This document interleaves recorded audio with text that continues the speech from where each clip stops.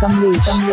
DJ Sonu Kushwaha मां Gayatri recording Motihari सैया तोहर दिल्ली गेलो छोड़ के गई तोरा सैया तोहर दिल्ली गेलो सैया तोहर दिल्ली गेलो छोड़ के गई तोरा सैया तोहर दिल्ली गेलो छोड़ के गई तोरा ताके पटाले कोनो डीजे वाला छौरा ताके पटाले कोनो डीजे वाला छौरा माजा खूब लूटी है तू ताके अपना कोरा माजा खूब लूटी है माजा खूब लूटी है सूता के अपना कोरा माजा खूब लूटी है सूता के अपना कोरा ताके पटाले कोनो डीजे वाला छौरा ताके पटाले कोनो डीजे वाला छौरा डीजे सोनू कुशवाहा कमलेश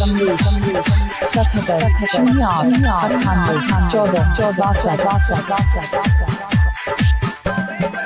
लहरा जवानी के नहीं है तो भरा आस गई भातारा से ज्यादा यार रहत हूँ पास गए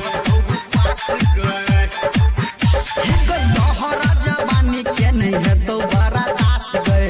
भातारा से ज्यादा यार रहत हूँ पास गए सारी दे तो नया नया पायल दूधू जोरा सारी दे तो नया नया सारी दे तो नया नया पायल दूधू जोरा सारी दे तो नया नया पायल दूधू जोरा ताके पटाले कोनो डीजे वाला छौरा ताके पटाले कोनो डीजे वाला छौरा डीजे सोनू कुशवाहा कमलेश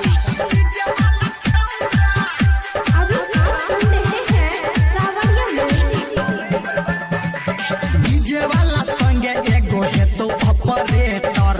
ओकरो से टाका तोहर रहत होगे बेटर ठीक है कहै छियो हां डीजे वाला संगे एगो है तो ऑपरेटर ओकरो से टाका तोहर रहत होगे बेटर ससुरो में मजा तू उठा ले थोड़ा थोड़ा ससुरो में मजा तू ससुरो में मजा तू उठा ले थोड़ा थोड़ा ससुरो में मजा तू उठा ले थोड़ा थोड़ा ताके पटाले कोनो डीजे वाला छौरा ताके पटाले कोनो डीजे वाला छौरा डीजे सोनू कुशवाहा कमलेश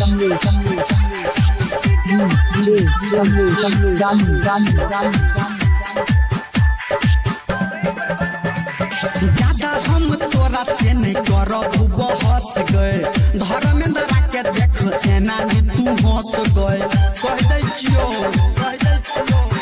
हे गए ज्यादा हम तोरा से नहीं करब बहस गए